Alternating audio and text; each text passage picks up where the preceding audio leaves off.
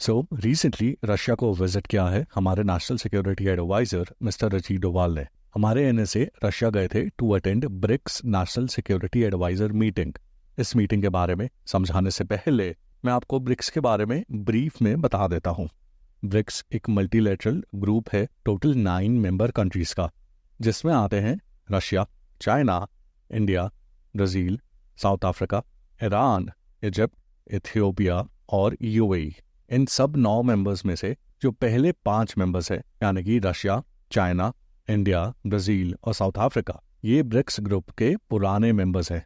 और बाकी 4 देश ईरान, इजिप्ट, इथियोपिया और यूएई, ये ब्रिक्स ग्रुप के नए मेंबर्स हैं। हर साल एक ब्रिक्स समिट होती है जिसमें ये सभी 9 मेंबर्स पार्टिसिपेट करते हैं, और इन समिट्स में ऐसे इश्यूज और टॉपिक्स पर जो कि इन सभी कंट्रीज को इम्पैक्ट करते हैं, इन पर डिस्कशंस होती हैं। इन इश्यूज में आते हैं global economy related issues, security related issues, science and technology से रिलेटेड टॉपिक्स एक्सेट्रा। ये जो एनुअल ब्रिक्स समिट होती है, ये हर साल एक मेंबर कंट्री कंडक्ट करता है। यानी कि अगर एक साल इंडिया ने ये समिट होस्ट करी तो नेक्स्ट ईयर कोई और ब्रिक्स कंट्री जैसे कि चाइना इसे होस्ट करेगा, और उसके अगले साल कोई और ब्रिक्स कंट्री। 2023 की ब्रिक्स समिट साउथ अफ्रीका ने जोहान्सबर्ग में होस्ट करी थी, और जो 2024 की ब्रिक्स समिट है इसे रशिया होस्ट कर रहा है कजान नाम की सिटी में। अब जो ब्रिक्स समिट होती है इसमें तो हर मेंबर कंट्री के लीडर्स पार्टिसिपेट करते हैं। जैसे अभी आने वाली ब्रिक्स समिट में आपको Russian leader Vladimir Putin, India के मिस्टर मोदी और चाइना के शी जिनपिंग देखने को मिल सकते हैं। लेकिन ब्रिक्स समिट होने से पहले कई तरह की मीटिंग्स कंडक्ट करी जाती हैं, जिनको हर मेंबर कंट्री के प्रेसिडेंट्स और प्राइम मिनिस्टर्स तो नहीं, लेकिन सीनियर ऑफिशियल्स और मिनिस्टर्स अटेंड करते हैं। और ऐसी ही कई तरह की मीटिंग्स रशिया में ब्रिक्स समिट से पहले कंडक्ट करवाई जा रही हैं। इनमें से एक मीटिंग जो हाल ही में कंडक्ट करवाई गई वो थी नेशनल सिक्योरिटी एडवाइजर मीटिंग, जिसमें ब्रिक्स ग्रुप के सभी मेंबर कंट्रीज के नेशनल सिक्योरिटी एडवाइजर्स ने पार्टिसिपेट किया। इनमें से एक हमारे national security adviser mister Doval भी थे। मिस्टर डोवाल ने अपने रशिया के ट्रिप के दौरान इस नेशनल सिक्योरिटी एडवाइजर्स मीटिंग को अटेंड करने के अलावा 2 और काफी इंपॉर्टेंट मीटिंग्स अटेंड करी। इनमें से पहली मीटिंग थी चाइना के फॉरेन मिनिस्टर और टॉप डिप्लोमेट मिस्टर वांग यी के साथ, और दूसरी मीटिंग थी रशियन प्रेसिडेंट व्लादिमीर पुतिन के साथ।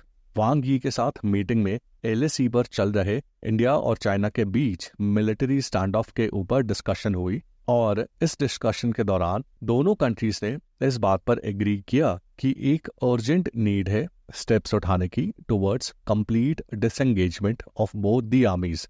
दोनों देशों को कुछ म्यूचुअल एग्रीमेंट्स के बेसिस पर अर्जेंटली स्टेप्स उठाने चाहिए ताकि एलएसी पर दोनों देशों की आर्मीज डिसएंगेज हो सके, और ये जो एक पॉसिबल कन्फ्लिक्ट की सिचुएशन बनी हुई है एलएसी पर, ये खत्म हो सके। चाइना के वांग यी से मीटिंग के अलावा रशिया के प्रेसिडेंट व्लादिमीर पुतिन से जो मीटिंग हुई उसमें मिस्टर डोवाल ने व्लादिमीर पुतिन को मिस्टर मोदी के यूक्रेन ट्रिप के बारे में ब्रीफ किया। जो डिस्कशंस हुई इंडिया और यूक्रेन के बीच उसके बारे में ब्रीफ किया, और जो इंडिया का स्टैंड है regarding Russia and Ukraine war, इसके बारे में ब्रीफ किया। मिस्टर डोवाल के रशिया जाने के करीब 2 हफ्ते पहले ही मिस्टर मोदी का यूक्रेन का दौरा हुआ था, जिसमें इंडिया ने अपना स्टैंड फिर से एक बार प्रेजेंट किया। और इंडिया का ऑफिशियल स्टैंड ये है कि दोनों देश रशिया और यूक्रेन को वॉर छोड़कर डिप्लोमेसी के थ्रू अपने बीच के इश्यूज को रिजॉल्व करना चाहिए। साथ ही साथ मिस्टर मोदी ने यूक्रेन के प्रेसिडेंट व्लादिमीर ज़ेलेंस्की को ये भी बोला कि अगर रशिया और यूक्रेन को जरूरत है तो इंडिया एक एक्टिव रोल प्ले करने को तैयार है दोनों देशों के बीच पीस एस्टैब्लिश करने के लिए। यानी कि अगर दोनों रशिया और यूक्रेन ऐसा फील करते हैं कि एक थर्ड कंट्री आके दोनों कंट्रीज के बीच पीस एस्टैब्लिश करवाने में हेल्प करे, मीडिएट करे, तो इंडिया इसके लिए रेडी है। ऐसी ही कुछ बात रशियन प्रेसिडेंट पुतिन ने भी कही थी मोदी जी का यूक्रेन का दौरा खत्म होने के बाद। पुतिन ने बोला था कि दुनिया में कुछ इन्फ्लुएंशियल देश है जो कि एक मीडिएटर का रोल प्ले करने की पोजीशन में है बिटवीन रशिया एंड यूक्रेन, और इन देशों में आते हैं चाइना, इंडिया और ब्राजील। इनफैक्ट ये जो मिस्टर डोवाल का रशिया का ट्रिप है, इसको इंडिया की तरफ से एक मीडिएशन का एफर्ट माना जा रहा है। यहाँ हमें एक बात समझनी पड़ेगी कि रशिया यूक्रेन वॉर के ऊपर लगभग सभी मेजर कंट्रीज वर्ल्ड के डिवाइडेड हैं।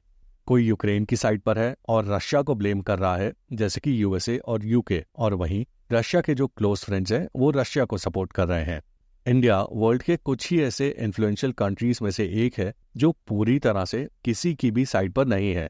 इनफैक्ट किसी भी कन्फ्लिक्ट को बैलेंस्ड वे में अप्रोच करना और पूरी तरह से किसी एक कंट्री की साइड ना लेना, ये इंडिया की हमेशा से पॉलिसी रही है।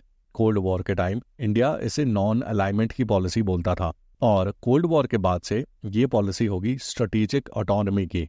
ऑटोनमस रहकर और किसी एक पर्टिकुलर ग्रुप में शामिल ना होने से इंडिया को फॉरेन पॉलिसी में एक फ्लेक्सिबिलिटी मिलती है। इंडिया सर्कमस्टांसेस के हिसाब से अपना स्टैंड ऑल्टर कर सकता है और साथ ही सभी के साथ अच्छे रिलेशंस भी बनाकर रख सकता है। आप ये देखो कि इंडियन पीएम का यूक्रेन का ट्रिप करना और यूक्रेन के लीडर के साथ डिस्कशंस करना एट अ टाइम जब इंडिया एक बहुत ही क्लोज फ्रेंड है रशिया का, और रशिया के साथ एक स्ट्रेटेजिक एंड प्रिविलेज्ड पार्टनरशिप में है।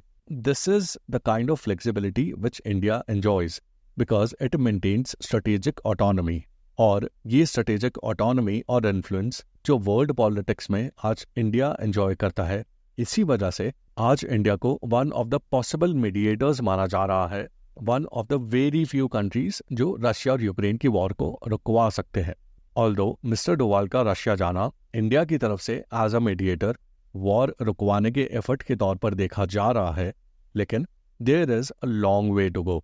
आने वाली ब्रिक्स समिट के दौरान क्या रशिया यूक्रेन के इशू पर कोई प्रोग्रेस होती है, ये तो तभी पता चलेगा। So let's wait and watch. I hope you like the explanation. Follow for more.